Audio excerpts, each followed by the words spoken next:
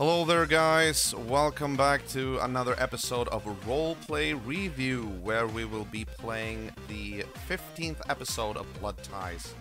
This is once again an episode where I have been role-playing in the game DayZ, and I am doing commentary right now in the, of the recorded content. So, episode 15 is titled Northern Wolves and Southern Stags. This is the episode where Robin Burley, me, goes north to buy an assault rifle, and then returns to his brother and cousin in the south. This is about an hour.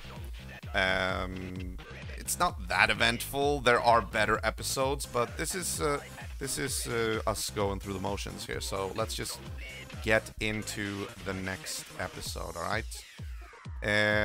Let's do this. Screen capture, there we go. Alright. Maybe I should... Okay. So, here we go. Once again, Blood Ties, episode 15.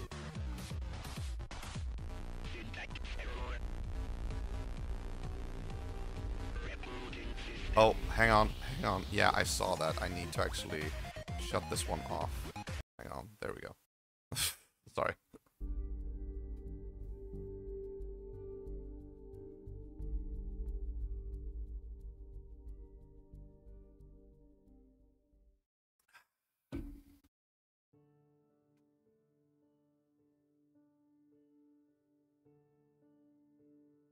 Blood Ties. By far my proudest achievement within the roleplay community.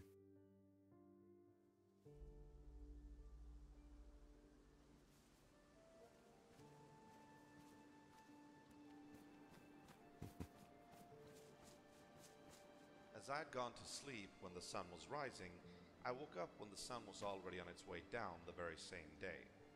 Eve was not at home and her door was locked, so I decided to leave a message and continue my journey.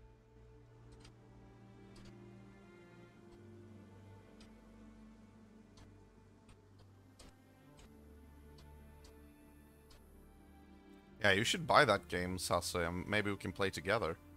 It's really fun, especially to roleplay in it. I left her house in the same direction that Toshiro and the other Asians had several hours earlier. I did this because I had a plan. I did want to get a hold of a new weapon, but since I had met Motormouth Matrix of the War Farmer in Portland, why stick out my neck needlessly at Area 42 when I could just visit Matrix's armory and buy what I wanted? It was time to head to the far north and finally see the city of Portland, and the highway leading to the north was in this very same direction. Oh, you have it on Xbox. Unfortunately, I don't think we can play together in that case. I think only PCs have, like, real role-playing communities, but I'm not sure. Episode 15, Northern Wolves and Southern Stags. Just gonna say, the Northern Wolves will reference pretty much... You'll see what it references. And the Southern Stags pretty much references the Pathfinders. Wait a minute. Don't I usually... No. I should use... what am I doing? I'm not supposed to use the YouTube. I'm supposed to use the... hang on. Wait a minute. I'm supposed to use VLC. Jesus. Sorry about that, guys. Sorry about that. Hang on. That was my bad. I forgot about that. I was supposed to use VLC because of the raw file's better quality. Yeah. Hang on. Where do I even have that? Archive, I think. Video archive. Roleplay series, Blood Ties, episodes 15. There you go. Sorry about that. Oh, no. Don't go that quick. Uppspelning. Hastighet. Normal, thank you. Good lord. Now it's a little bit better quality-wise. I don't know if you can see that though, but it's slightly better. Sharper. It should be at least, because it's the raw file. Actually, we can skip ahead. I don't know if you can see it, if it's like a little bit better. As I had gone to sleep when the sun was rising, I woke up when the sun was already on its way down the very same day. Eve was not at home and her door was locked, so I decided to leave a message and continue my journey. No, this is roleplay review. I review what I've already done and created. So I'm doing this with commentary as well. This is already done and produced and finished, you know. Two to the north was in this very same direction. Alright, here we go. Damn, I should have... Okay, I should have had Medi here, actually.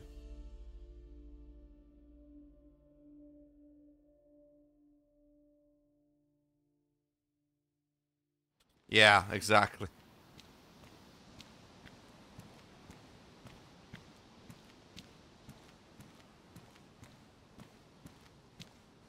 I was a little bit off with the timing here because, as you can see, the sun is already setting and I started playing. I was intending to catch the day. When I woke up here, I was intending to, like, you know, record my journey up to Portland, but the sun was already setting, so I was like, oh, fuck, I can't travel at night. I mean, I can, but it's not good for the story. So I might have just awakened, but the long journey, coupled with the fact that the sun was already going down, forced me to overnight in an old cargo station house just off the northern railway line.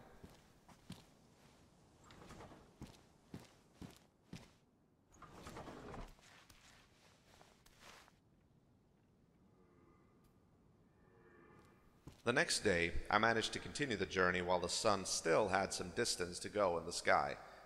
Thanks to the friendly encounters at Sanctuary, as well as the knowledge that the South was now safer than it had ever been since the first outbreak, I was in a jovial mood, and, out here, where zombie encounters seemed minimal, I even allowed myself some whistling.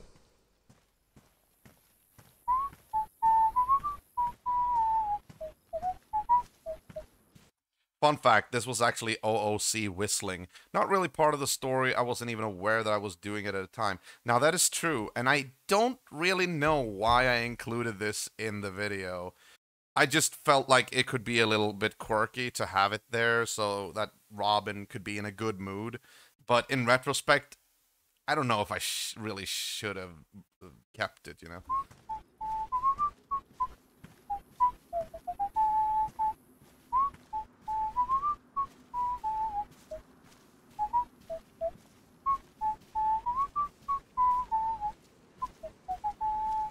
Just to reiterate, this whistling is me actually whistling in real life, not even thinking about the fact that I am recording it. Afterwards, I realized it and I was like, okay, I can include it. But when I'm doing this, I wasn't even thinking that I was recording. I was just whistling, you know? I soon came upon an industrial area which seemed to have bore witness to somebody killing off a creeper just recently. However, of the ones who had done it, there was no sight. I didn't know if I should take that as a good sign, that nobody needed help anymore, but hopefully they would manage. And so I kept going. Yeah, we rarely went up to the north because we were based in the south, and that's where the rest of the communities were as well. Not really. Okay, we called it the north where the rest of the communities were because we were even further south than they were. But going up to Portland, that was like the extreme north. Like people rarely went up there. Only the Wharf Armory was up there, which was good for them, I guess. As the trip up north was a long one, the hours crept on by, I was left alone with my thoughts, and as time passed, they began to wander. In the days before aiming guns at people whom you didn't know were creepers or not had become a way of living, I had never really had reason to visit Portland. The closest large city to our homestead had been Stonington, and the only thing I knew of Portland was that it had been Stonington's eternal rival when it came to college football. That, and the fact that my father had wanted me to apply for that same college when I grew up. This was, of course, before our relationship had soured somewhat, and he had sent me to military school at the local base. Other than that, I had only ever driven through Portland. In fact, the last time I had been with Sonia, as we'd both taken the bridge to the mainland right before the fall. Strange that. It seemed like another lifetime.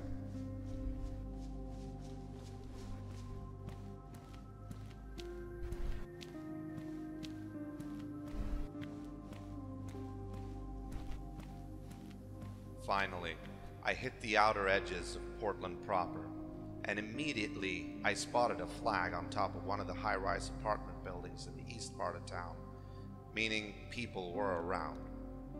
That was not surprising, I suppose. Portland had been one of the 3 biggest cities of Deer Isle.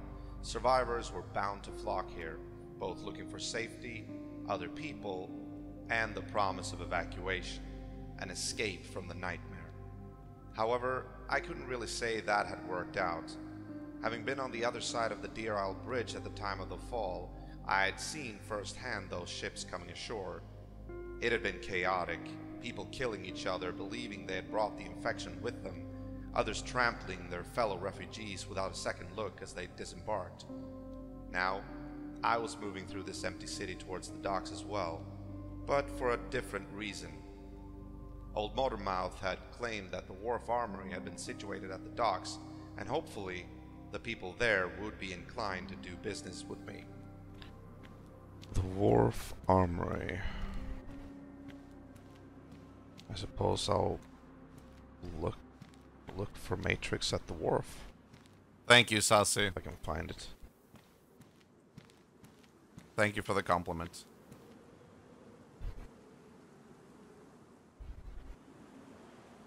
So what I'm doing right now is, or rather, I should say, my character, Robin Burley, what he's doing right now is he is looking for a big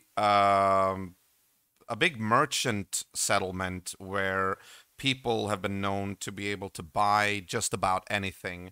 Like the Wharf Armory was like the place to go to buy stuff on that server or in that world.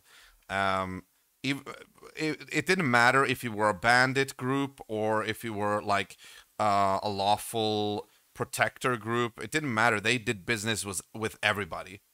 So right now I'm trying to find them.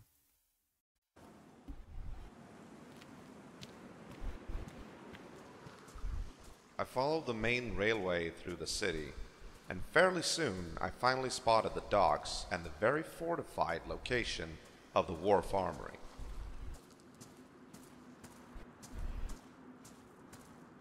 Pretty huge. Ooh. Bulletin board. I'm gonna say I'm a little bit annoyed with my microphone in this episode. A few episodes, my microphone was a little bit annoying because it picked up like background static and it had like this noise gate that was very apparent. But yeah, not to like draw your attention to it or anything, but I keep on thinking about it.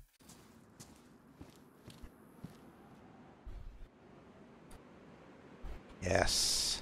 Next to a donation locker, the bulletin board was plastered with various notes. It was mainly a series of reviews having been nailed to the board by previous customers, and the verdicts seemed to be very generous. Okay.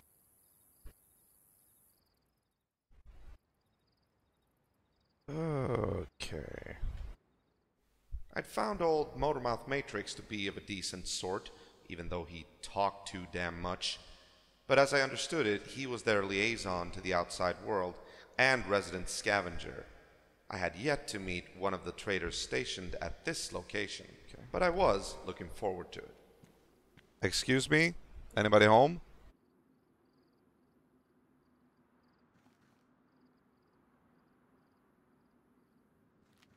Hello? Hold on. Come. Come on now. What's up? Hey there. Is this like the Wharf Armory? That's the place. Right, Bill right. and we got Vinny over here as well. Alright, cool. How you doing? Yeah, I'm doing good. My name is Robin Burley. I was looking for Matrix, I think his name was. Well, oh, he don't live up here anymore. He's down in Duskar, I think. Yeah. Oh, really? Okay. Apparently, at this time, when I finally reached the Wharf Armory, Matrix had sort of been cast out of the Wharf Armory. They had a little bit of a split in that group. Matrix left them for some reason. I don't know. He told me I could come up here and trade if I wanted to. Yeah. You looking for anything specific? Actually, yeah, I am. I haven't been able to get a hold of an assault rifle for the life of me. Oh, you've come to the right place. That you have. All right. Well, Thank you very much. Wow, this is huge. Jesus. that's what she. Oh, really? That's what she said. We got the jokes here too. Yeah, I got you. Okay. So doors over here. So, what do I actually need to put here? I really like this because this was sort of the buffer area where they had you, before you enter their warehouse of goodies, you had to strip down to your naked ass. You had to like leave everything in these cabinets because or lockers, because once you were in there, they didn't want you to have anything on you where you could like put stuff, you know, take stuff from their storage lockers and like put it in your own inventory. So anything with pockets, you had to like put there, and everything, all the clothes have like pockets in this game. Let's see. Anything that's got pockets. Okay, okay. Oh, right. Oh, of course. The logic of it. Just hit me. Yeah, I gotcha. Sticky fingers out. Yeah, I gotcha. Okay. That one. All right. I feel like one of the village people. All right, come on. Thank you very much. Oh my. Points if you get this song, if you recognize this, the track in the background. Jesus. This is like a supermarket. Yeah, that's what we're hoping for. Woo. All We're right. still moving stuff around. Quite fortuitous of you. You are the second person ever to come in here shopping. First one was right before you. Okay. Okay. Everything on this floor is for sale. If you have questions, you can ask for pricing. Yeah. Go ahead. And if you don't like the color of the display, let us know. We might have variations. Okay. No worries. So yeah, I'm looking for something in the way of an assault rifle. I have on me, well, not right now, but I have 100 nails With and some assortment of items, basically. Okay, now comes a little bit of an interesting thing that I actually inserted during editing. I wanted these guys to actually feel... I wanted them to when they saw this episode, they actually really liked it. That was what I was going for, because I wanted them to know how much I appreciated this. So I added a little bit of flavor to this place. First and foremost, I added the track in the background, so it sounds like it's being piped through like supermarket speakers. Once again, if you know what song it is, good on you. I'll tell you once it stops. And also, there's going to be a speaker announcement right now. And guess who's doing the voice? I don't know actually what that would give me, but, you know, it's my first time trading. Okay. Valued customers, please be advised there's now a sale on crossbows, shotguns, 50 cal, anti-aircraft guns, and the ballistic TOW anti-tank missile for the low price of 1,600 nails. We appreciate your business and want you to know that at the Wharf Armory, your needs always come first. Okay, can you guess who that voice was? Any takers? Anybody know? Oh shit! Sorry. I'll just say that it was a bitch. No, it wasn't actually. No, I was gonna say it was a bitch to edit, but it wasn't actually. It was easier than I thought it would be. Nobody care to guess? It's obvious. Come on. Kill me, but, you know, Listen. it's my first time trading. Okay. Valued customers, please be advised there's now a sale on crossbows, shotguns, 50 cal, anti-aircraft guns, and the ballistic TOW anti-tank missile for the low price of 1,600 nails. We appreciate your business and want you to know It's me! that at the Wharf Armory, your needs always come first. I fixed it with a vocoder. Yeah. I fixed it with a vocoder so it would sound like a female's voice.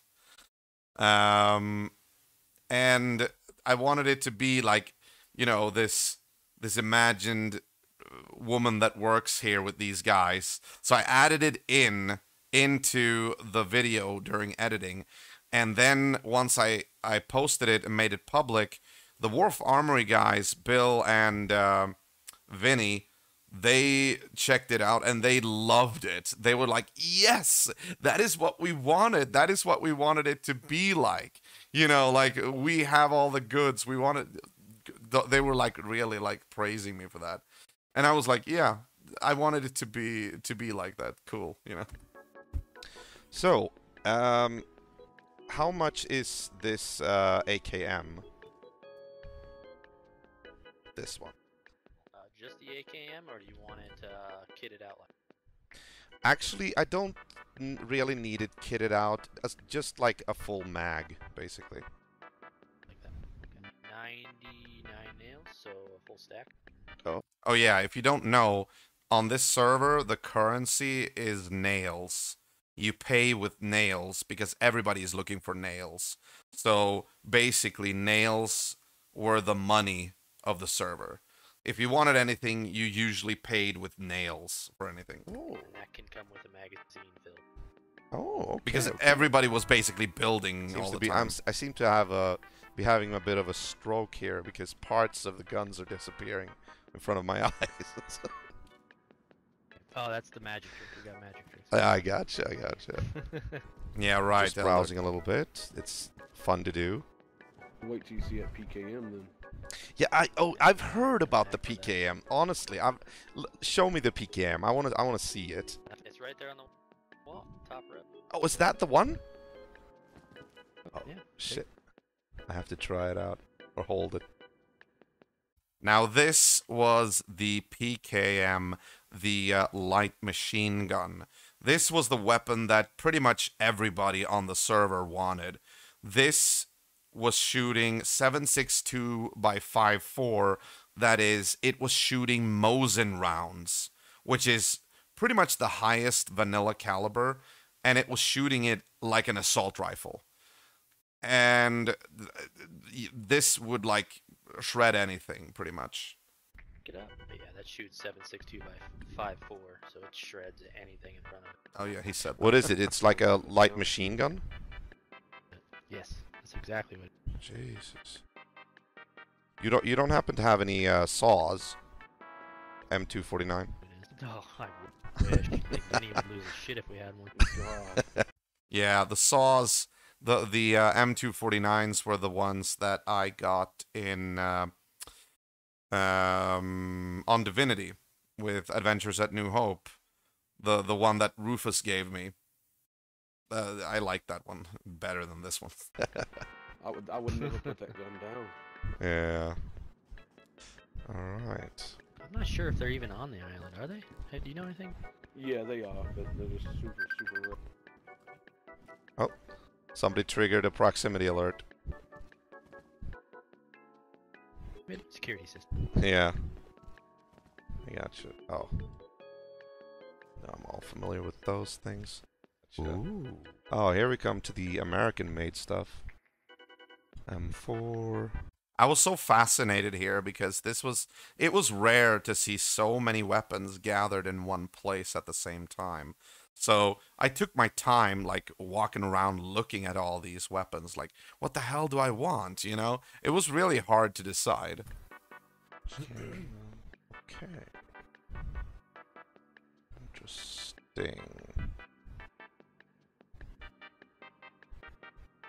Oh, even an M16. Good old-fashioned shit. I gotta ask you guys, drum mags. I have one of those. Which type of rifle does that go to? 556.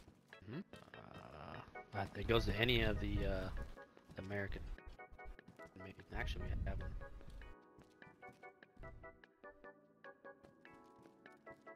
Is nobody gonna guess the song in the background? Don't you recognize it? Yeah. Hint: you would recognize it if you've owned a Wii. Exactly. Yeah, it goes to any of the AR-15 stuff. Interesting. And that is okay. Let me see here. So what do the M4s go for? Those are a stack, so 99 nail. 99 nails. Is there, by any chance, like a complimentary bag of bullets that comes with? Generally no, but I mean, if you want to buy some stuff, we can definitely work something out.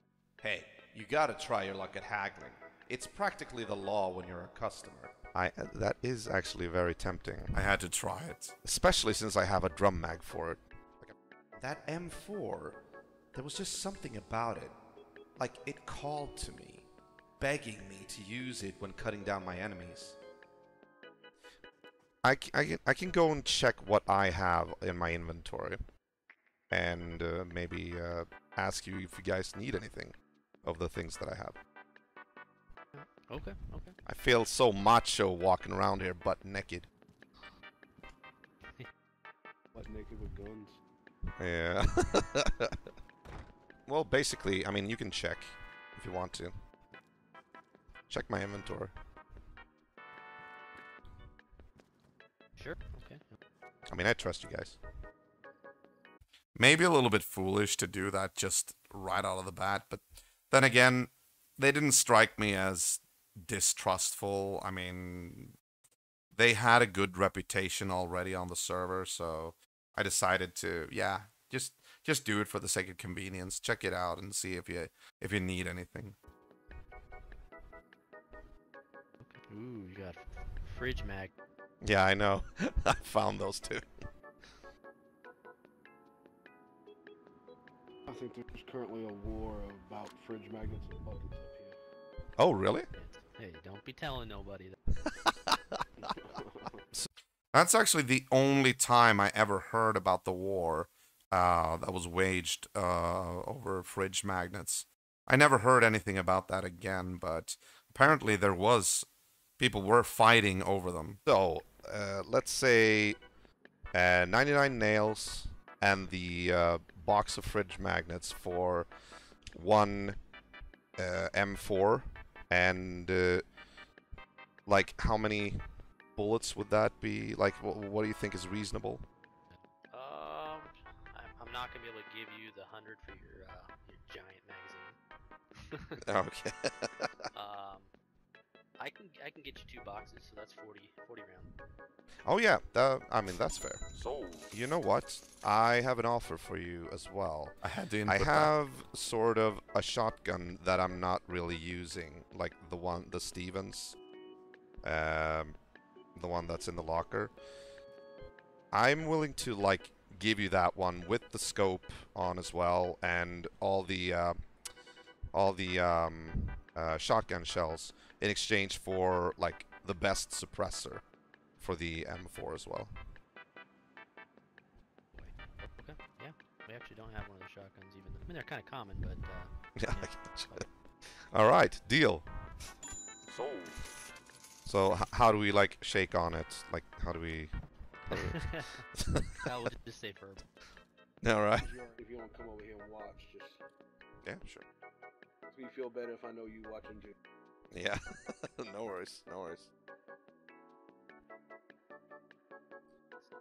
Okay, the track that's playing in the background, it's from the Nintendo eShop. You know, when you buy stuff online over through the Nintendo network over on the Wii. I never did that myself actually, but I know that a lot of people would recognize that grew up with the Wii. I chose that song just because it had that distinct supermarket kind of vibe to it. So I wanted it to be piping when I did this scene. Yeah, I'm a little frisky like that. I gotcha. All right. While Bill finalized the deal and the soothing yet droning elevator music finally crackled to a stop, I decided to ask about Motormouth Matrix. So he's not with you guys anymore, like he's retired? No, I wouldn't say he's retired. Originally, we were just gonna have him hop out of the wharf and set up nearby, Alright. and I think he just got his feelings hurt and decided to go elsewhere. Aw. Also got a, let's say a friend down in Sanctuary. Oh yeah, yeah. His girlfriend, right? Yeah, if you want to call it that. Yeah. Remember, Chloe. We never knew if Chloe was a woman or a man. Okay. So it's all on the carpet right there. There, sure I didn't miss it.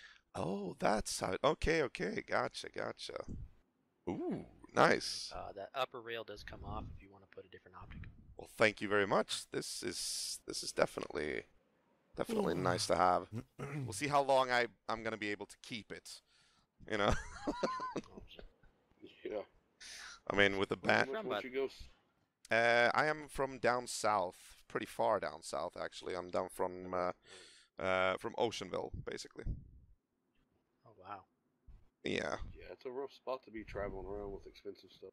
Exactly. That's sort of the worry that I'm a little bit worried about that, but I'm gonna try to make my way down there soon enough.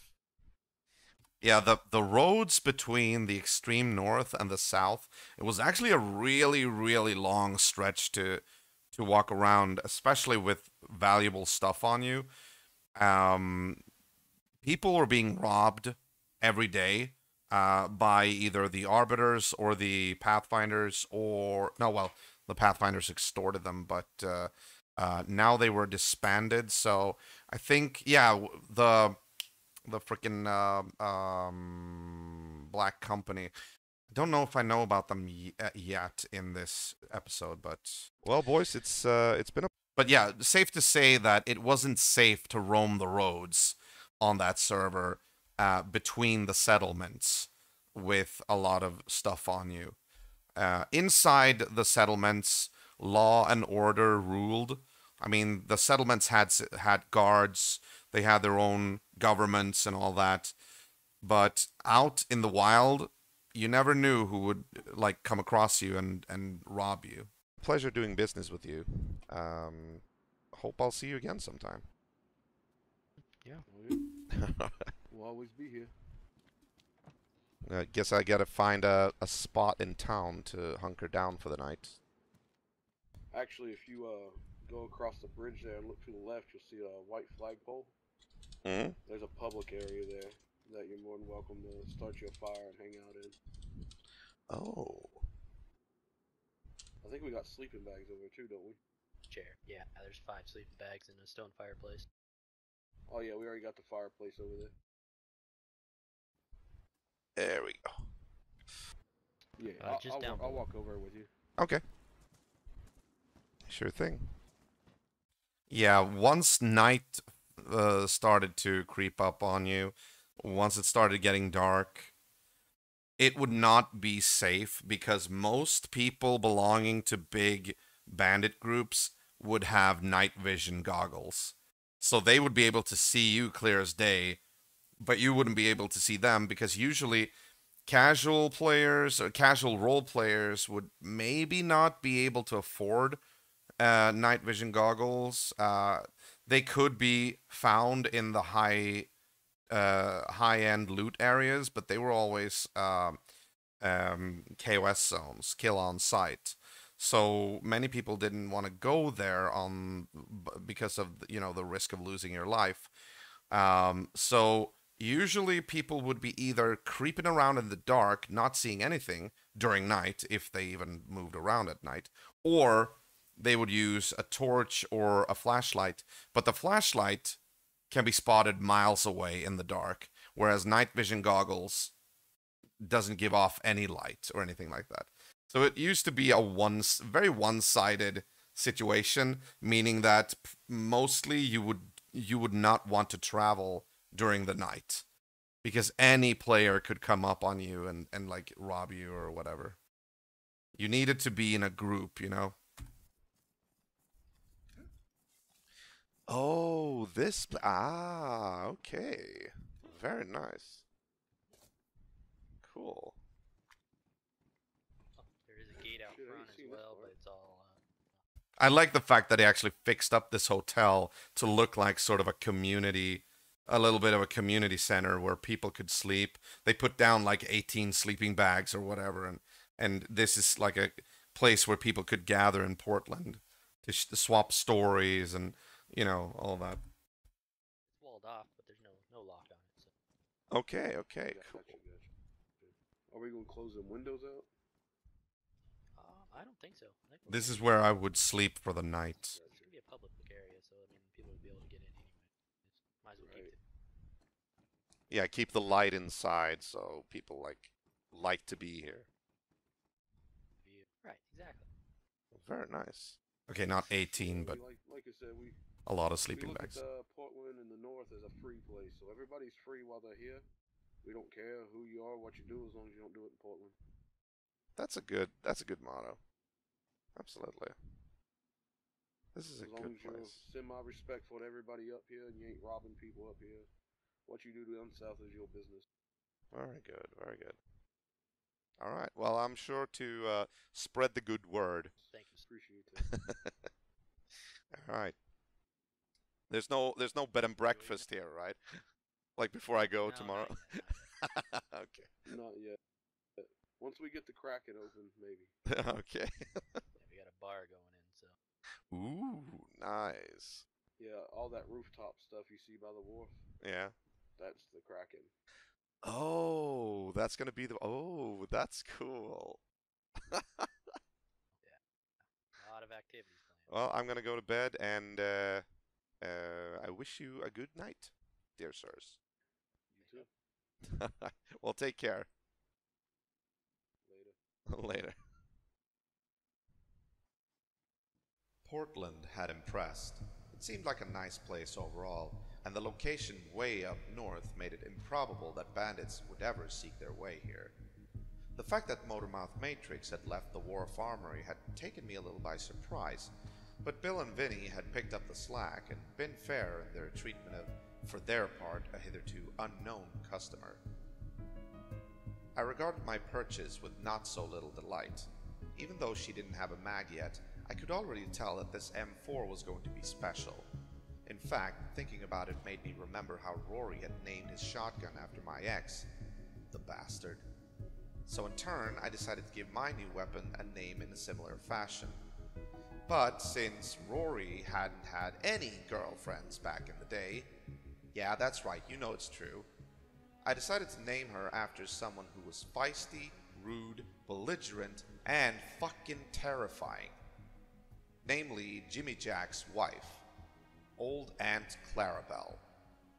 Clarabelle had not gotten along with anyone, not even her husband, and she had seemingly made it her mission in life to make his life miserable. That was the perfect analogy for this weapon, I think. Clarabelle would be known for making life really hard for miscreants coming at her. Satisfied with the new arrangement, I went to sleep at the Portland Community Center.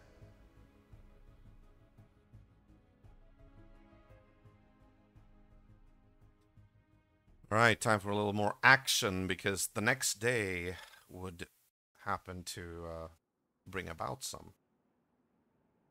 The next day, I made plans for traveling back down south again, and I felt like I had a decision to make. Beautiful day.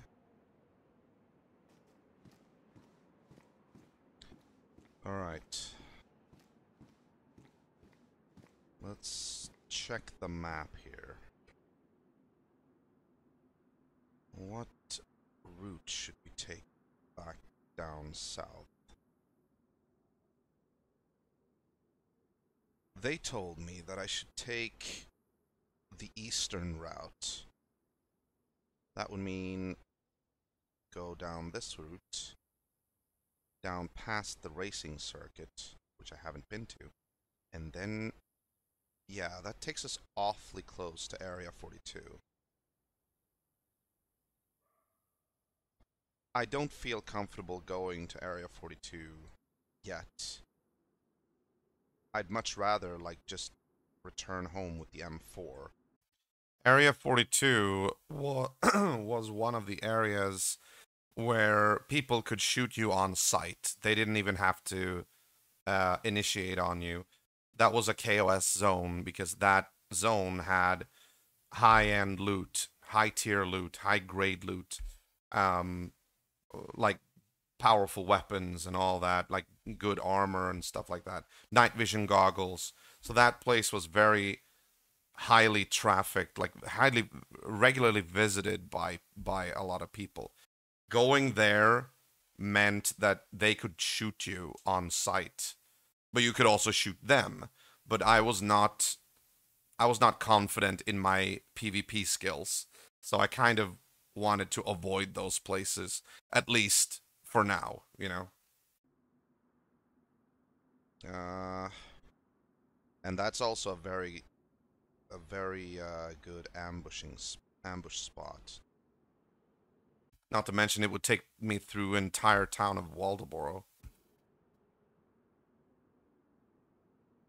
Could try to make my way down to Duskar again. I don't really want to go past Sanctuary or Salty Cougar, because Salty Cougar has seen some real problems lately. I could backtrack, keep off the road. In retrospect, this little bit here about planning my routes, completely unnecessary. I realized that, like, in retrospect, like, after the fact, I could have cut this out. This is not important. But for whatever reason, I just left it in. And I'll end up here. When I get here, I think I'm gonna cut through the forest over towards Duskar. And I'm like talking to myself as well. And just book it like we did before. Just book it and then swim across. Like, in that world, who is Robin talking to? I mean, since I know that I'm recording, I'm actually talking to the viewer so that the viewer understands Robin's thoughts. But in that world, in the lore, who is Robin talking to? He's just talking to himself, you know? Well, thanks for your hospitality. Might come back here someday. Might come back here.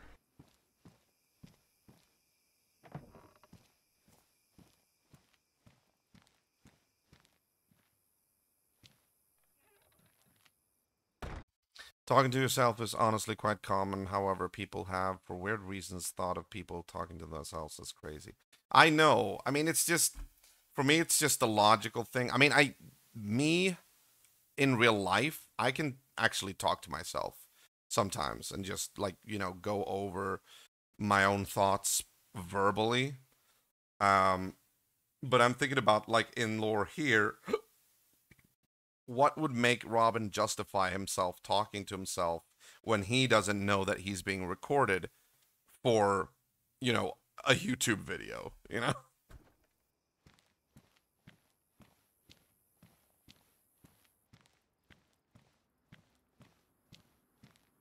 Alright, time to head back down south. This was a little bit surprising here as well. Look at this. Jesus. What the hell is this? What is making this sound? Sort of scared the shit out of me. Yeah. Now you'll see what actually is Take making this sound. Replace the white one I already have. The fuck? What could it be? It sounds so close. And then... What? Oh. Roebuck on roof. Physicalius challenged this. That's just bullshit, but still. I had to make a joke out of it. A play on words. Physically challenged was in my mind. Maybe I should put you out of your misery.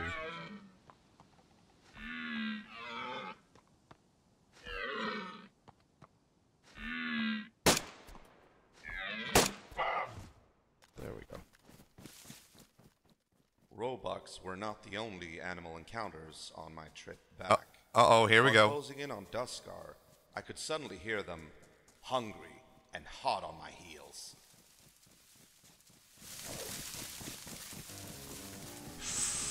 Wolf. Wolf. Okay. Oh, there's several wolves. Yeah, I saw.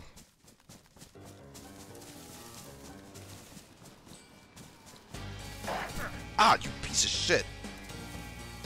Fucking...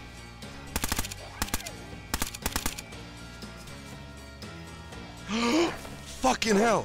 No, no, no, no, no, no, no. Run, run, run, run, run, run. That's genuine panic in my voice. Because if I die here, I'm gonna lose all my shit and my newly bought assault rifle. I did not want to die here, and I'm already bleeding. Fuck, fuck, fuck, fuck, fuck, fuck, fuck, fuck. Go, go, go, go, go, go. Oh, fucking base lag. Let me in. You better let me in. Oh, you piece of shit. Piece of shit. Hello? Help, please?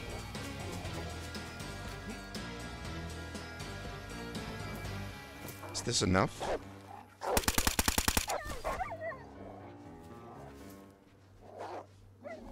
I wonder if it is.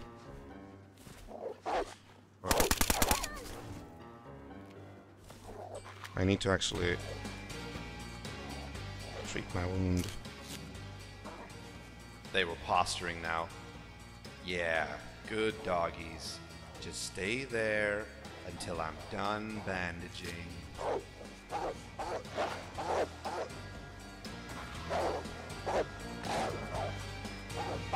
Alright, you fucking ask for it.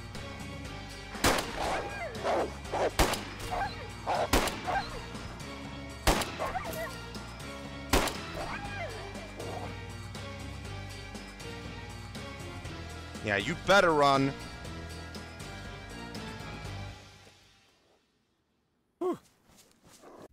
Honestly, I can still remember the panic I felt back then. Like, I was so sure I was gonna die there. I was so panicking. Oh, and look at this. What? The wolf is glitched, stuck, and, like, trying to attack thin air.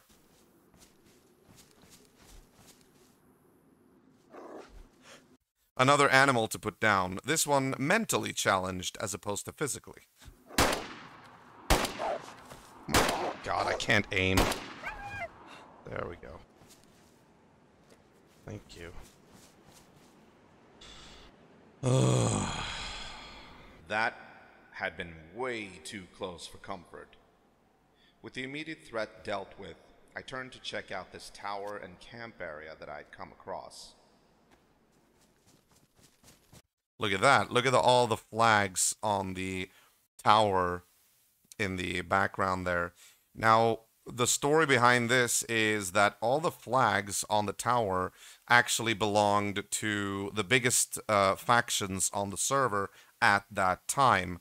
I don't know if it served like an in-character reason for it, or if it was just to denote like who are the biggest groups around generally, like out of character, that everybody could look up here and see that.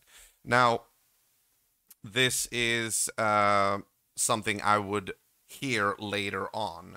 I didn't know it at the time, but there were other groups, more groups than these, but these were the biggest groups by far on the server with these flags. And one flag in particular will actually make me a little bit agitated when I see it. You'll see. Oh, look at that. First of all, I want to see what's in here. There's a rifle safe here. There's no weapons, only Dutch ovens. I can take a Dutch oven. No. That'll make me very visible. Ooh. Makeshift canopy. Sneaky makeshift stash? What? Okay.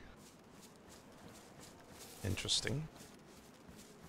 This is an interesting place. I want to check the flags up there, though.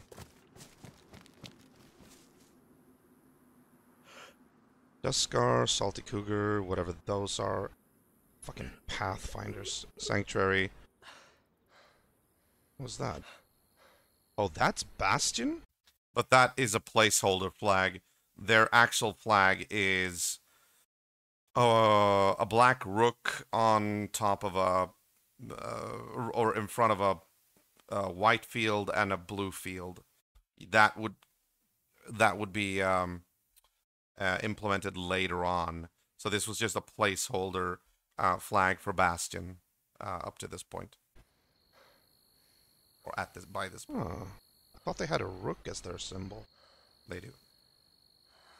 But excuse me, what is the Pathfinder flag doing up there? With everything that had transpired, I took it personally. Hello? Excuse me. I want to discuss your shitty taste in flags. Of course, it's locked. That little hello, excuse me, I want to discuss your shitty taste in flags. That was actually not said in game. I added that on in post-production, in post, because it just fitted so well. I would have wanted to say it anyway at that time. I just didn't do it because I didn't think about it, but yeah. And it didn't come off as not belonging there either, so I did a good job with that one, if I may say so myself.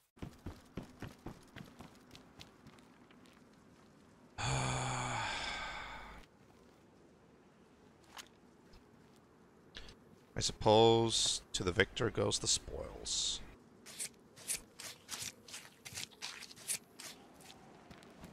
Alright, let's get out of here.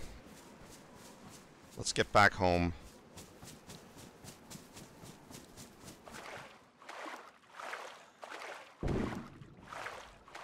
Jesus.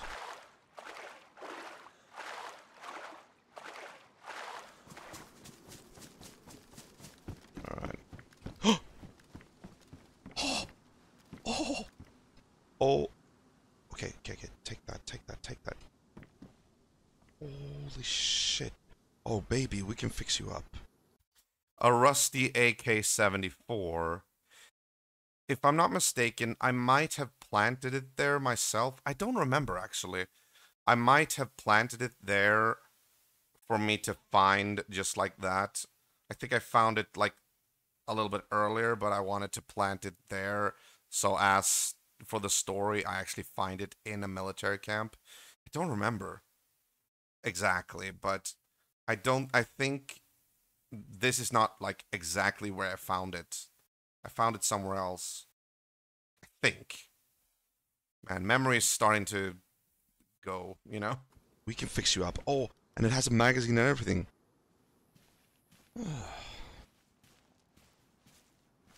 I do a lot of stuff for the story in editing. You know, I add a lot of stuff. I puzzle, you know, I cut and paste and do add effects and everything just so that Blood Ties will be more of a proper show and not just, you know, hours of footage where nothing happens and there's like, okay, granted, there's a lot of talking in Blood Ties. Absolutely. Which could have been cut down some. But I'd rather have a lot of talking and, you know, character development, plot points being discussed than just running around trying to scope out people. And, you know, to me, that's not really that interesting. I want the lore to be, you know, fleshed out. Home sweet home. Alright, let's start with this. The past couple of weeks, I had kept myself entertained throughout the ordeals we'd been through by collecting refrigerator magnets in the attempt of spelling out my name in the entry hall of the homestead. I was only a couple of letters away now. Maybe like there even. Yeah. Now all I need is an I and a B. Another B. Everything seems to be in place. Very good. Let's check the workshop. Oh yeah.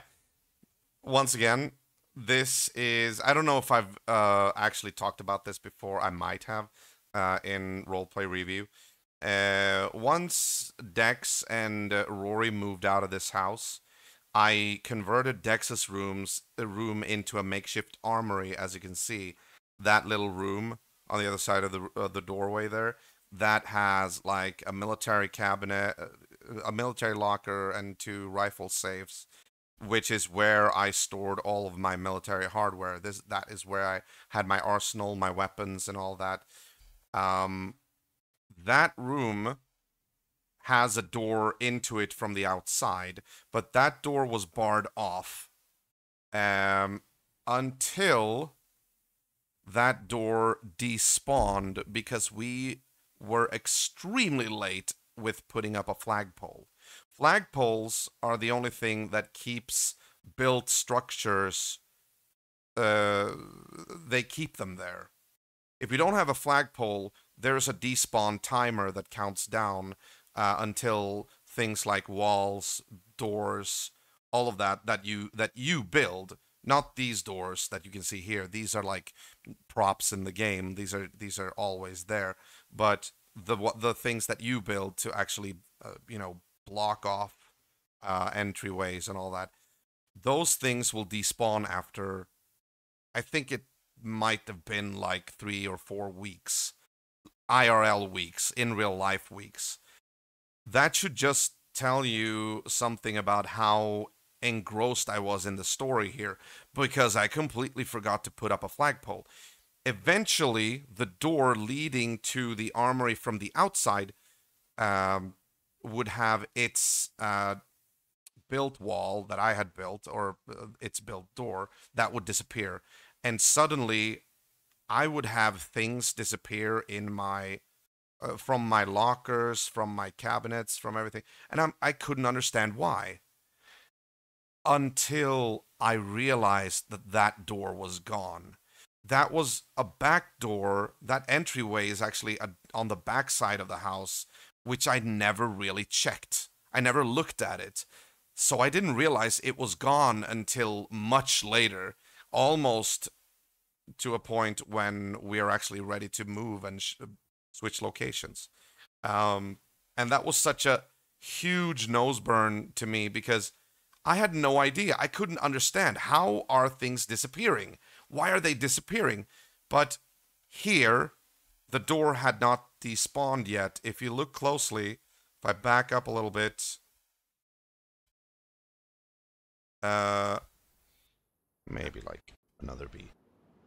here. Everything seems to be in place. Once we Very turn to the good. left there, as you can see on the left side here, that is where the door to the outside is. And as you can see, the built doorway that I built here is still in place here. So at this time, my homestead was still secure. But any day here, that thing would like despawn, and I would not notice it until much later, like a couple of weeks had passed. And I would talk to Maddie about it, Maddie who plays Rory, my brother in this game, and he would be like, I have no idea what's going on. Like, are they glitching in through something and all that? It's just too bad we don't have Maddie with us here, because it would be interesting to actually discuss this with him. But once again, you kind of have to be premium sub to be in the voice chat once we're doing live streams. But anyway, so many fond memories of this. Let's check the workshop. Now that Rory and Dex had their own houses, I'd partitioned off certain rooms and made them into utilitarian areas. Dex's old room now served as an armory, whereas the annex was now a workshop. In here, in the workshop, that is where I thought they were glitching through. That's why you can see here that I've actually put up a lot of stuff. Everything seems to be Off certain rooms and made them into utilitarian areas. Look here. I've actually made the effort of putting up like extra planks on the windows and all that. I can still see through. I haven't like filled them in yet, but I put them up just so that nobody would be able to glitch through. Still though, this was before the door disappeared. I must have done this before I realized that things were missing. Yeah, I did. Yeah, that's true, actually. I did not do that because things were missing eventually, but I did it because I realized that these windows could actually be used. They could be glitched through if you knew what you were doing, so I had to put... Yeah, okay. Yes. Dex's old room now served as an armory, whereas the annex was now a workshop. Everything seems to be here as well. Very good, very good. Wait a minute.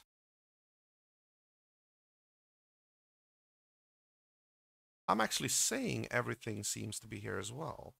Okay, that's actually... Wait. The door was still there, though.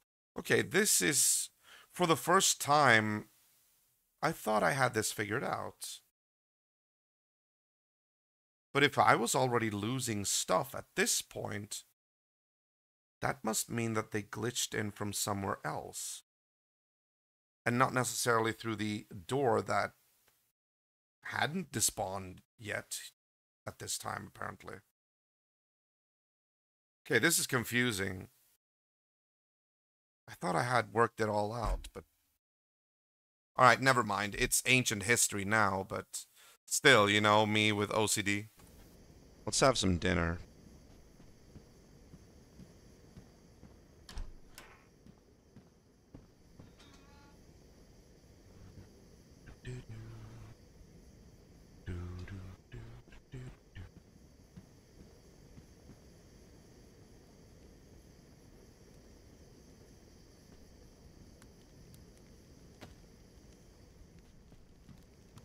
Home sweet home. I was home again. A hard-earned wolf steak dinner was cooking on the stove. I was alive, and I had the need to unwind. It was definitely time for some music.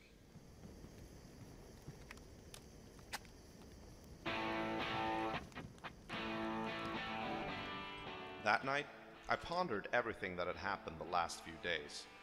Eve was well taken care of, and even in love, so that particular story seemed to lead towards a happy ending. Well, we'll see about that. In addition, I'd gone to the wharf armory to buy one assault rifle, and now I had two. I'd say the trip had been well worth it. Rory and Dex had been asleep when I got back. I hadn't seen them, but I had heard Rory's incessant snoring from the road. Good to be home indeed.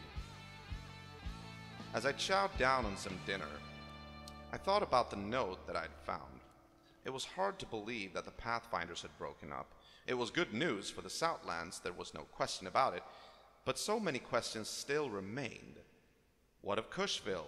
And would the Stag Republic be a genuine settlement with none of that children's hospital bullshit? Of the Brothers of Tyr, there seemed to be no trace. They may have redeployed elsewhere because of what happened, I wasn't sure. But as luck would have it, it turned out that we might not even have any need for their assistance anyway. The voice of the South had boomed a message of resentment over the airwaves, and as it looked, it might have been the only thing that was necessary. And thank heavens for small favors, because this particular Burlee was now exhausted from being the watchdog of the South. Now, it was time to embrace the future and all the promises it held, even in this stinking apocalypse.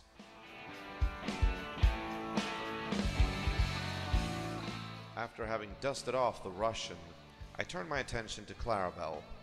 I fed her hungry belly 30 measly bullets, because that was all I so far had managed to find, and stowed her away for future use. Then I went to sleep, content in knowing that I now had viable options when it came to protecting my family. Still no bed covers. Poor guy.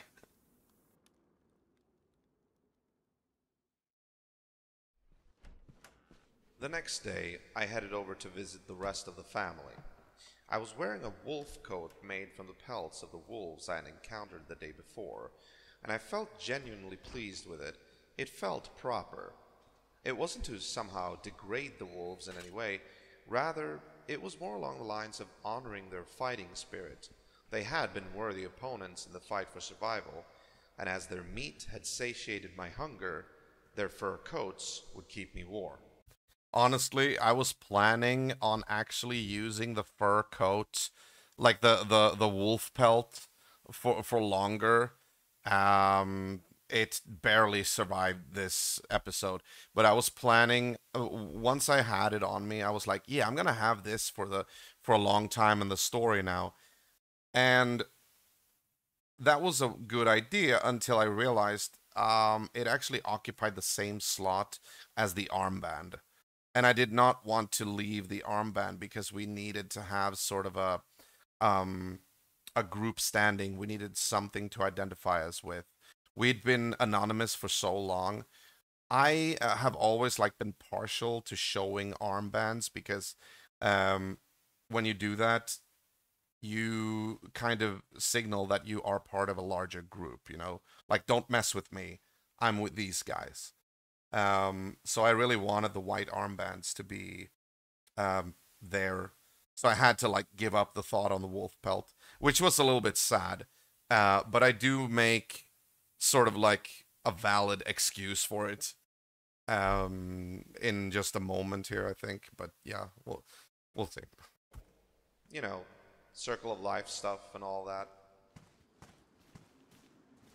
Yo, broski, you home? Well, hot damn! Hey, nice to see you, man. How you doing? I've seen you now. Oh, you're good. You know anything about Dex? Well, I assume he's home. Let's go see. Let's go check. Let's go see.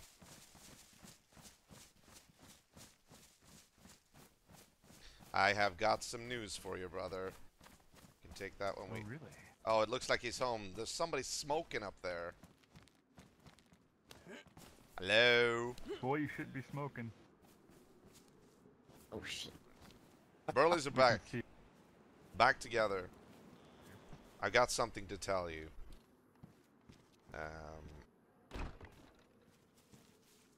Come on.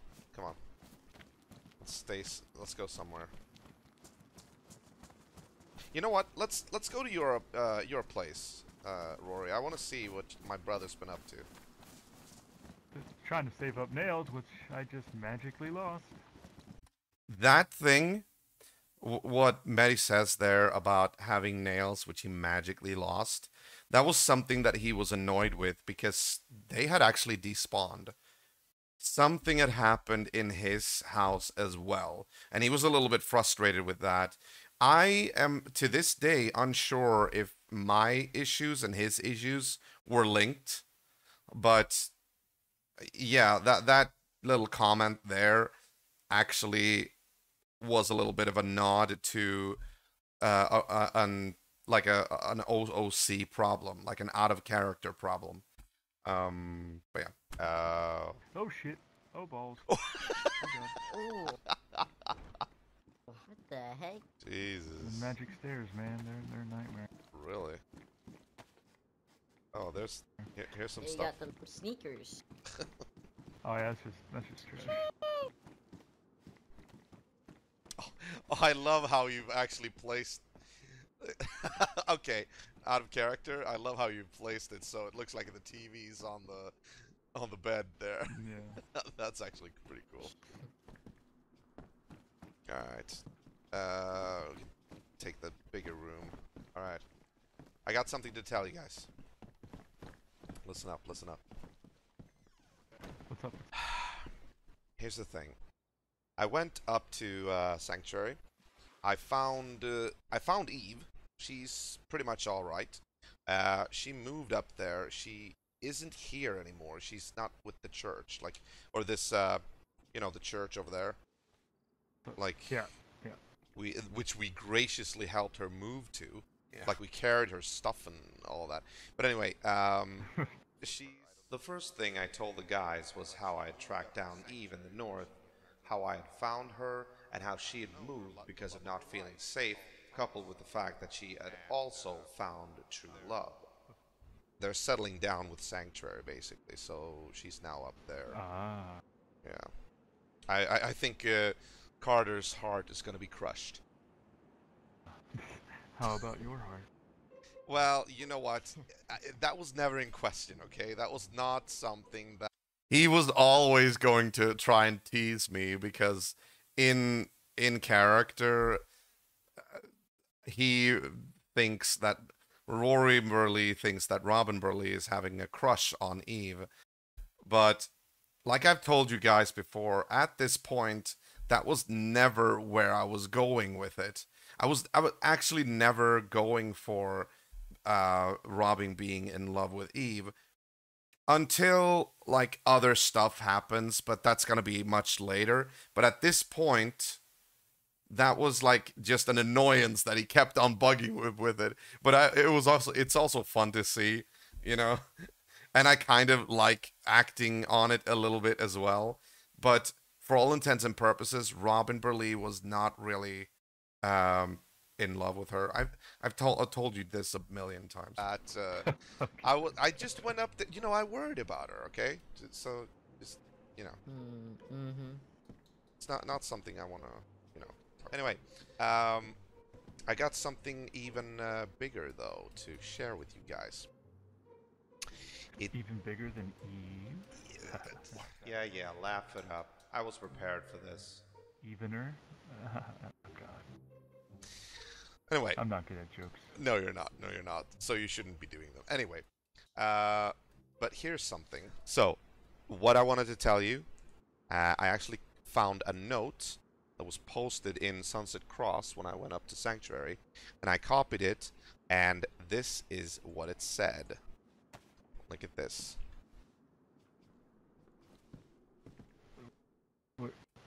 What? I did not actually copy it, but for the sake of the story, let's just say that I copied it. In actual real life, I had taken a screenshot of the message that was written on the note, and I'd sent it over Discord to both Medi and Koala, who were playing Rory and Dex, so that they both beforehand already knew what the note was saying, and now they're just acting as if they read the note for the first time. Wait. Do you see? Wait. Do you see? Wait, but how? Why? Mounting pressure? Yeah, I think so. I think they were catching a lot of heat, but I think the Voice of the South could actually have been like something that at least contributed. for sure. I mean, especially with that first sentence, you know, like it seems the hate for this Oh, old yeah. stag only grows. I think we need to get some more intel. I mean, it looks like a blessing. It really does, but I mean, it's hard to tell unless we see it for ourselves, you know. For anybody new, just a recap. The Pathfinders were our mortal enemies back in the day. They were extorting the South, and being natives to the South, we actually took issue with that. So they became sort of our enemies, but we were only like 2, 3 members of a family. We could not oppose them because they were like this big group of extortionists. But this note that I'm showing Rory and Dex is saying that the Pathfinders have now split up. You will not see Pathfinders in the streets anymore because the hate is mounting. Apparently, like they're, and I've been doing like radio broadcasts, decrying their actions and all that. So they must have found it out. And now they're like pretty much dissolving the Pathfinders and instead creating a group or creating a settlement called the Stag Republic, which is supposed to be a genuine settlement now. So that's what I'm showing to my family here, and we are all, of course, happy to hear that because they were, you know, a poison to the South. But you'll see what happens in the rest of the episode here. So let's keep on going. Yeah, I know. They're calling themselves the Stag Republic now. Apparently, like, they don't go by the Pathfinder mantle anymore. So... though, once a Pathfinder, always a fucking Pathfinder. I know. It's hard to trust it. I was thinking about that too. Like, what about their citizens? Like, anybody who settles down there, are they gonna tax them too? Or are they, like, you know, turning over a new leaf? I wonder if there was, like, a split inside. Like, if there was, like, maybe internal fighting. I mean, yeah, very well could have been. I didn't really get the vibe of there being any internal conflict, but I can't say I've spoken to them often enough to, you know, to get a good vibe of their inner workings. No, that's true. I mean, you were with me in Westbrook. I mean, Rascal seems to be, like, really a heavy hitter there. But then you have this guy, Ezra, who seems to be the Black Stag, like, you know, the supreme leader. I wonder if there was, like, maybe some kind of division going on there. I don't know. I mean, my gears are turning, you know. Yeah. There's only one thing we can do to get better intel on this, and that's actually visit Cushville. Cushville was the infamous headquarters of the Pathfinders. It was there that they were based. Sort of a central area of the South. Sure. We wanted to scout it out, not really visit it. When I say visit, I was like more thinking about scout it out from afar to see if we can, you know, discern what's going on, you know. Do you make the story while you play or before, like what's going to happen next? No, we make it up on the spot. This is an active breathing. This is not theater. Okay, this is role playing. This is basically you have your own character. You only know, the only thing you know is what your character is, who your character is, what your character thinks about certain things, and what kind of personality you have and all that. And then you just basically go out into the world and you meet other characters. And then the story starts weaving itself. You know, you start forming relationships with other characters. You start making enemies. You start making friends. You start making, like, all of that. And that, you know, becomes this whole dynamic story involving a multitude of players on the server. So right now we have we've made enemies with the Pathfinders, even though I don't think they were really that aware of that, because we made damn sure to not tip our hand. We never really wanted to show them that we were enemies. So everything that happens on the role-playing server is pretty random and made up on the spot, you know? Everything happens based on what you do and what a character you meet does when they meet you, you know? So that is what I love about role-playing. It contributes, every person contributes to this massive narrative, this massive story that is ongoing, you know? I think we should bring joints with us. Yeah, absolutely. I was thinking that too. We're gonna need some kind of tribute or a joint. Joints were sort of like the secret passkey for the past Pathfinders, that we found out that if you showed them a joint, they would allow you safe passage, pretty much. That's why we're talking about joints here. I don't have a joint. Yeah, you know what? Just in case I'm carrying these, I'm gonna carry 30 nails on me. After having taken the time to dump the wolf pelt back home, as it turned out to be just annoyingly heavy, there you go. We made for Oceanville and the settlement of New Haven as the first stop on our way out. I'm curious to see how much New Haven has built.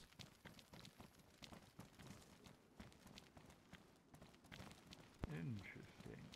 Oh my God! Look at that. There is a new flag over the fire station. Keep in mind, the entire town here of Oceanville belonged to the faction New Haven, except for the fire station. The fire station was sort of the stronghold of the faction known as New Moon. Now, suddenly, we return to Oceanville, and we see that the fire station has a new flag, and it's the flag of New Haven. Check out the fire station. Turned out, as I'd been away, the last bastion that didn't belong to New Haven and Oceanville had switched hands, and we could see a different flag flying on top of it. New Haven now owned the entire town of Oceanville. I suppose it had just been a matter of time. So I guess New Moon abandoned it. An agreement? Interesting. Huh. Hello? Anybody home? We should put away the gun. Huh. Maybe they've made this into their city hall or something. Yeah, possible. Alright, that is interesting. So we need to redraw the maps a little bit. Alright. At least we don't have to, like, contend with an unknown variable on Starter Island anymore. Yeah. Well, Very true.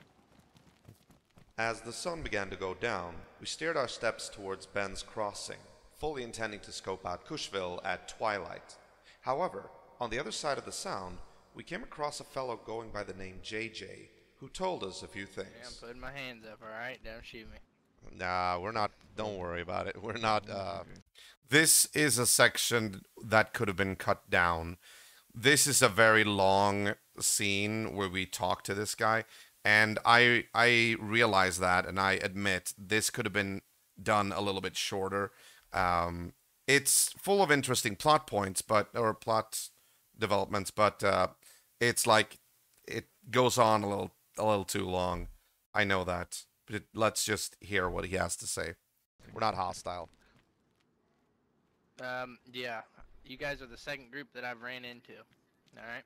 Oh, really? First group, I don't know what group you guys associate with, or who you guys are, but, I just came from the south down there. Oh, right, that's true. We aren't using the white armbands yet. That would actually come much later. We're still, I'm sorry for mentioning the white armbands. That will eventually happen when we need them. But yeah, right here, we're still not using any armbands. I just put away the wolf pelt because, what was it? I think it might have been the same slot as the shemagh, the scarf. It's possible. I don't remember, but for some reason I couldn't wear the wolf pelt. I don't really remember why. And I met some guys with white armbands. White armbands? Yeah. White. Yeah. How They many were of like, there was like 5 of them. 5 of them. Interesting. Their base is at the where is it at? They say their base was Devil's Eye. Wait, the castle below No, Devil's yeah, Eye. we know who they are. But wait, did they have did they white rob you? armbands? Yeah, they were all wearing like double white armbands. So Huh. they were in did all rob you? black. No, but they handcuffed me and they put an X on my forehead. Oh, okay. Where did they go? That's not good news, especially for people who believe that the South has been freed from the Pathfinders. So what he's telling us now, is very disconcerting news. Did you New see? behavior? I don't know. They told me that the South isn't for me, so I should head back up north and then. Okay, maybe we had celebrated a bit too prematurely. Our dream of a free South had no place for the belligerents of single crews who had laid claim to the Southlands as theirs exclusively. Perhaps the voice of the South was needed once again to remind people of that. So, what's your name, man? JJ. JJ? Okay. JJ, alright. Interesting. Well, nice to meet you, JJ. I'm Robin. This is Rory. Rory. And that guy is Dex. What's up, guys? We're the Burley family. Oh. Yeah, I don't remember what they said their name was. I don't. I met 2 of them. Did they say what their names were? Like the individuals? I'm trying to remember. Did one call himself Saint? Rory was thinking the same thing that I was. Pathfinder remnants. Saint had been one of their leading men, and if they had their base in the castle located in Devil's Eye Canyon, then it was more or less confirmation that the Black Stag Republic was just a lie. Shot at me while I was running away. I'm sorry about this massive questions while you're obviously traumatized, but it's always good to You're know. all good. Do you know where their old base was set up at? I was just gonna ask, did you perhaps like go through Cushville when you came back here? Yep. No, I didn't. That's where I went through there on my way south. Okay. That's What was Cushville like right now? Was it still boarded up? It is, and I think that's the direction that they were actually heading. Oh, there's a good reason for that. Hmm. How long ago was this meeting of yours? It happened probably like 2 minutes ago. Oh shit. Yeah, so they're probably at Cushville right now. So you said you were tied up or like handcuffed? Yeah, they handcuffed me and put an X on my forehead. They said if I ever go back down there, they're gonna shoot me. So I don't know.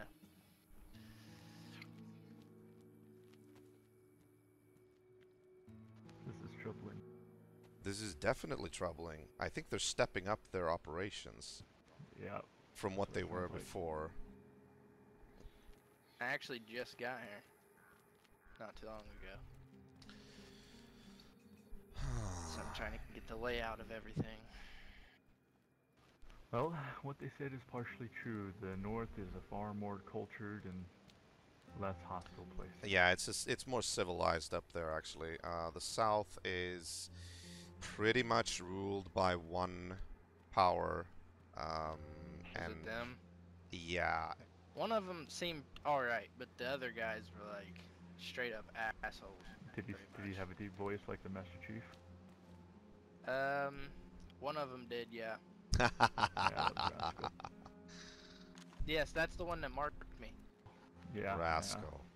He's wearing like a fucking deer skull on his head. Yeah, that's a development. That's a recent thing. So you guys said I should head north? I mean, it's safest for now. Oh, what? You know what? Actually, you could head You can head north, but you could also see if you could like hook up with the New Haven, which is the Sure. dominant faction on Starter Island, which we come from, or East Island, whatever you want to call it. If you can get a hold of them somehow, they might be willing to like let you live there or even join if you'd like that.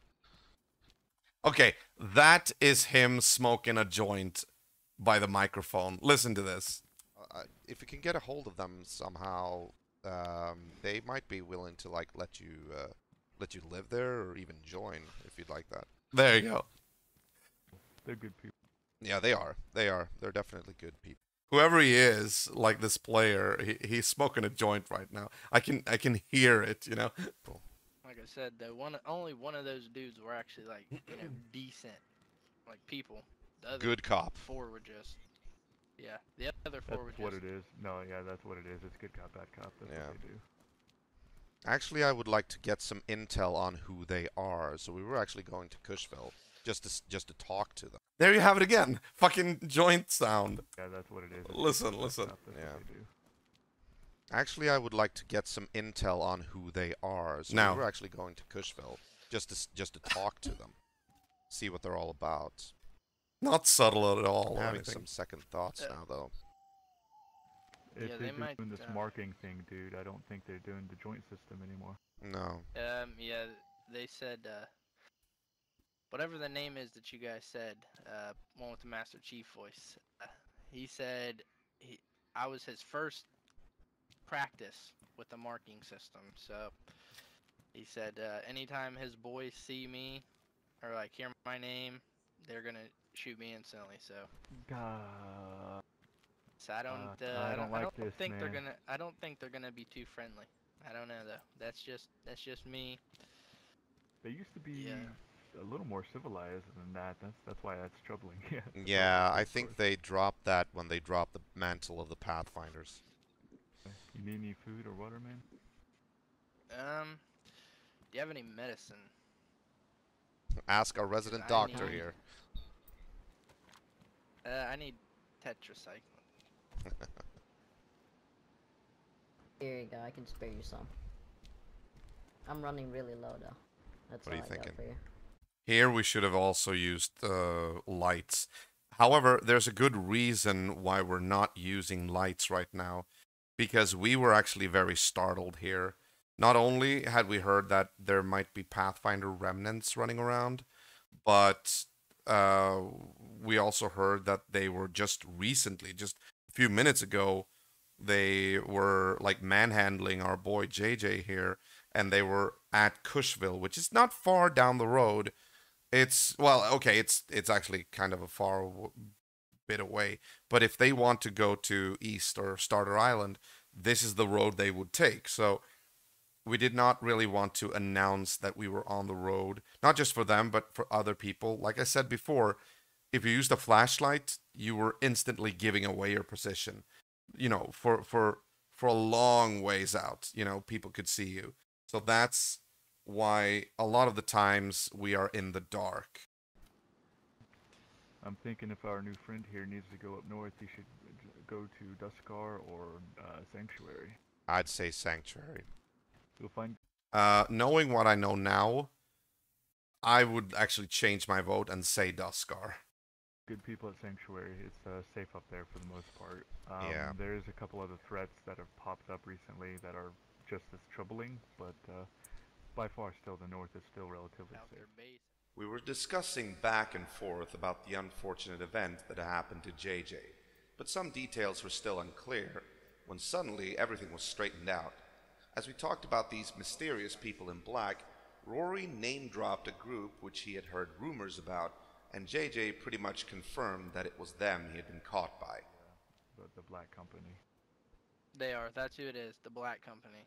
That's their name. Fuck me. There we go. Wait, what were they called? They're the paramilitary. They're The Black Company.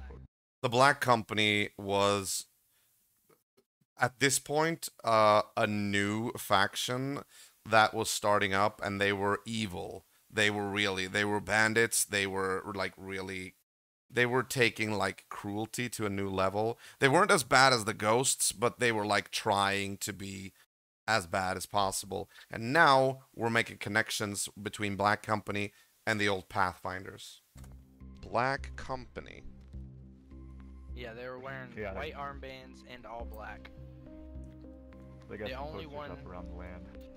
The only one who wasn't wearing all black was Rascal, because he was wearing that ear skull thing on his head. He usually goes around dressed in the full kit, like super heavy armor and everything. Yeah. Alright. This is a lot to take in this night. Because we were so wanting to celebrate. We've been happy that the South was free of the Pathfinders. And now we realize that the remnants of the Pathfinders reorganized into the Black Company. Not all of them, but the worst part of them. Alright, we have some stuff to consider now. We need to plan our next move. So, the Black Company. This raised more questions, but also answered earlier ones. The group that once were the Pathfinders were seemingly split in two these days. One group kept up appearance of forming a peaceful community using the ruins of the old Ravenhold Castle in Devil's Eye Canyon. Meanwhile, the more militant and aggressive members were carrying on the Pathfinder legacy of robbing people under the name the Black Company, who were based out in Cushville. Except now, they didn't just settle for robberies and extortion, they were straight up forcing people out of the Southlands on pain of death if they returned. This cannot be allowed to stand. We should have known that roaches like these were hard to root out. I was contemplating doing another broadcast on the spot using this news we'd gathered.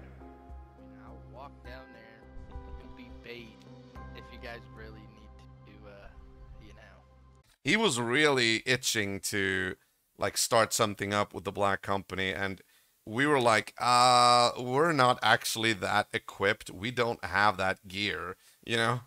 Meanwhile, Black Company is like super geared, so that would have been very suicidal. want to observe them. I mean, maybe we shouldn't tip our hand yet. As of now, they still don't know who we are. They don't know that we know a lot about them and are sort of plotting and scheming. We should probably minimize our exposure. You wanna head back home, bros and cousin?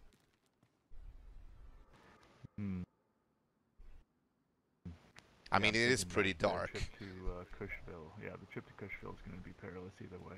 Yeah, exactly. And there's a lot of bad ways that that's going to go wrong with this new information. And that's yeah, I was a little bit scared that Rory was going to actually say that, no, I want to check out Cushville. It would have been like walking into the lion's den, like, and especially in the dark. What we needed, we just got. Yeah, exactly. You know, I also have noticed none of you guys have MVGs. Every single one of them have MVGs. Yeah. No. Remember what I said? Night vision goggles. If they have that and we don't, that's the ball game. We left them. Yeah, we left them at home. That's understandable, but well, I'm glad I could be help to you guys. I guess like retreat. You guys said you needed that information, and I guess I gave it to you. So. Yeah, actually, we're actually taking shelter here temporarily in the old Miller place, which, just for backstory reasons, I claim that this house belonged to the Miller family, which was like friends with our family, the Burley family. So we knew this place from before. Now it's empty, but right now we're just taking shelter here temporarily. Actually, that's very much appreciated. We were going there to check it out ourselves, but well, who knows what kind of landmine we would have stepped on. As far as we can understand, there was a division in their ranks. The ones you encounter are the ones that went buck wild with what they used to be. You know, they had two natures, and You're seeing the one side that's just pure banditry. Yeah. The other side pretty much wanted to settle down and form a settlement. I am not entirely certain like how much communication those two groups have, but I wouldn't rule out the possibility that they're still like doing Oh, Ezra's almost, bidding. dude, yeah, I'm sure the old man's still at the top of the chain. Yeah. Hmm. We need to reach out to our other friends as well. JJ, if you want to help this cause, all you gotta do is tell everyone about what happened to you. Sort of spread the word a Alright. little bit. Small piece of advice. If you encounter a group, we should have added, don't mention our names, okay? Tell them, that was a little bit stupid. I don't think we actually, I mean, I did cut a little bit, but I don't think I actually said it. Yeah, that's all well and good. Tell everybody what's happened here, but don't tell people that we are, I mean, leave us out for now. If we're starting up something with other factions, if we're trying to form an alliance against the Black Company, we need to still lay low, because right now it's just me, Rory, and Dex. We're the three people of Burley family, whereas Black Company is like, I don't know, they had like 9 members or whatever it was. known as the Arbiters. Be very careful because they are the allies of these, I guess, Black Company now. And if they try to get you to come to their home, Don't. find a place and run. What's in their home? You'll never come out again. Okay. I love Mehdi. I love how he's like, I love his melodrama in his tone when he adds those things. Sometimes I've always wanted to like give Mehdi praise for these things, because when we used to be playing together here on Survivalists, when we would talk to other people and it would almost be as if we were finishing each other's sentences, and I would always admire the way that he would be able to insert melodrama, like just be like very ominous with some things. Like it would set the perfect tone for what we wanted to convey. I love that with him. He was awesome. Yeah. Okay. And one last group you need to watch out for. Like, you will never come back out. You know, like, oh, that's so awesome. The Remnants of Ghost. They used to be a very huge, psychotic bandit faction. They were taken down a peg by a sort of a coalition, and then they disappeared, but they have sort of resurfaced lately. And if they find you, and they all wear like skull masks and everything, and if you run across them, I mean, okay, you better just do what they say, because otherwise they're gonna like, they don't even just shoot you. I have heard that they like, you know, enjoy doing stuff to you. That's very ominous. Okay, that's good enough. I'm gonna stay away from the Black Company, Purgatory, the Ghosts, and then just don't piss anybody else off. Alright. Pretty much. So yeah. Well, JJ, I'm sorry to hear about your troubles, but it was good meeting you, man. Yeah, it was It was actually. good meeting you, and I hope I run into you guys sometime later. Absolutely I'm sure the we same. will, man. Just to reiterate, I'm Rory. That's the talker. That our leader there. That's Robin. And this is Oh, I was so flattered that he actually called me their leader, or the leader. It was like, well, I guess in a way, I mean, Robin Burley is the older brother. He's like, I guess in a way he would be the leader by default. But it was still very humbling to hear Mehdi actually put that title on me. I was like, oh, thank you, man. is Dex. The giddy one here, the spastic one. He's the hyper one. Yeah. He doesn't say Okay. much, but he's like Please calm down. He's like our little mascot. Please calm down. God, we gave him too much sugar. I get punched a lot too. All right, dibs on the bed. Yeah. You know what? I'm gonna go take a first watch. Go out and take a look real quick. But Yeah. Okay. you take care of yourself, JJ. Alright, I will. See you around, man. Be careful. I'll try. Ominous news had been given to us this day. The Southlands had traded one master for another, and it seemed like we were never going to get any rest from these guys. As I went to bed troubled.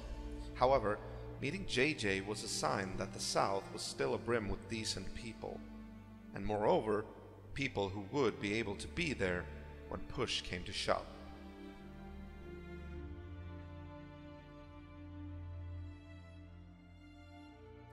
And that is it. That is episode 15 of Blood Ties, ladies and gentlemen. Awesome. There we go. Okay, nice, very nice.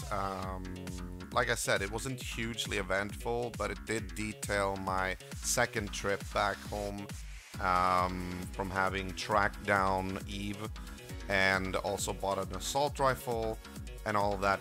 The next episode is going to be episode 16, which is Rolling with an Arbiter.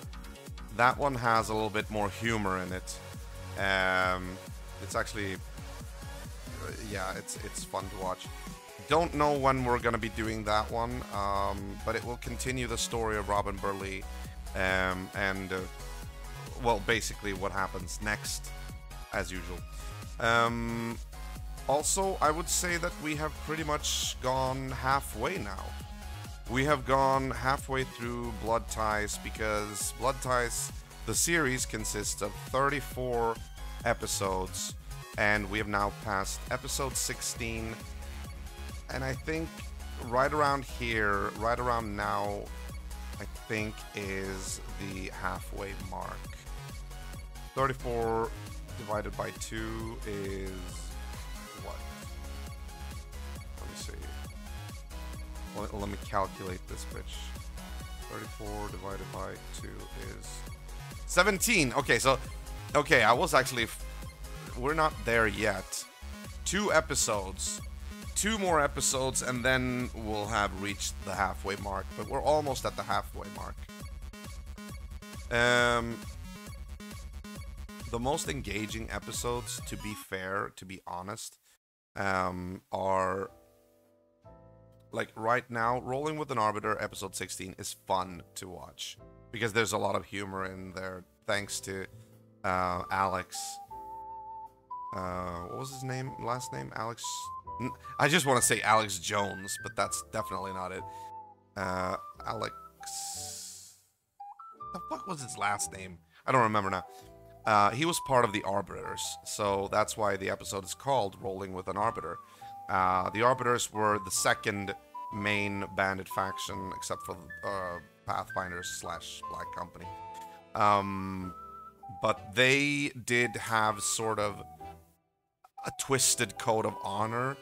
Eventually, we would sort of get on their good side, actually, and some kind of weird mutual respect would develop between our family and the Arbiters, but that would be long after I was robbed. And the robbery, if you've seen this already, I mean, this is a series having the commentaries. So if you haven't seen the show yet, you should really check out the show. It's actually on my YouTube page, listed under the playlist role-playing in Daisy or something like that. That's where you can see the genuine episodes. So go check that out if you haven't seen that. But I can tell you that the robbery, when they rob me, that happens in episode 17, RCFI, which is also an explorative episode. Episode 18, also a little bit explorative. Episode 19, is campfire roleplay. A lot of talk because that is when we meet Bastion for the first time, and Harold just goes full on exposition dump on us, which is cool because that's what I want. I want to know like about the lore. I want to know how every group is like connected with every other group and all that, and you know the specific names of the factions, leaders, and important people, all of that. So episode 19 is more or less almost completely exposition, but it's nice. It's a nice episode, but that one is like you need to be prepared for that. Then we come to episode 20, where I would say that kind of the first season ends, and it's actually a very, very hugely emotional episode. And then we have episode 21. That's, I suppose you could say, it's the start of season 2. Jamestown, Banana Man, Homecoming. And then we have a couple of fairly good episodes until 25. 25 is a very important episode. 26, good episode. 27, good episode. 28, Ground Zero, great episode. 29, Divergent Appetites, great episode for a lot of reasons.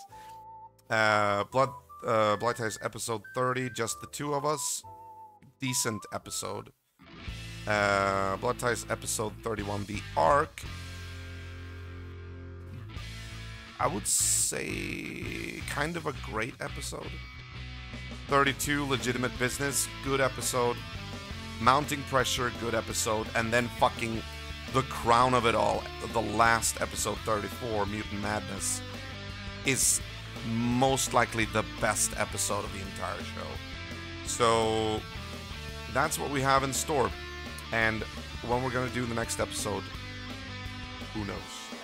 But I will tell you in Discord. I know I've said that before. I'm sorry I didn't do it tonight, because tonight was kind of like a spur of the moment. I realized it while I was streaming, like, okay, I probably want to do that. I just realized that, you know? But yeah, so thank you guys for tonight. I will be seeing you again tomorrow when we continue with Shadowrun for the Super Nintendo Summer. And until then, I hope you remain safe. No worries, Zelda.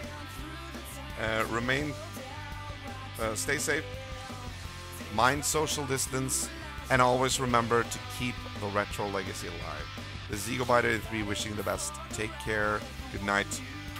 Peace.